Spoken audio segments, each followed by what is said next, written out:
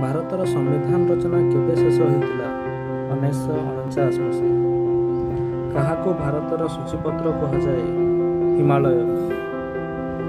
ଭାରତର କେଉଁ ରାଜ୍ୟର ଲୋକସଂଖ୍ୟା ସର୍ବାଧିକ? ଉତ୍ତରପ୍ରଦେଶ।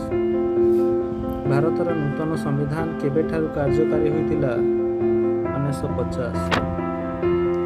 ଭାରତର ପ୍ରଥମ ସାଧାରଣ ନିର୍ବାଚନ କେଉଁ ମସିହାରେ ହୋଇଥିଲା?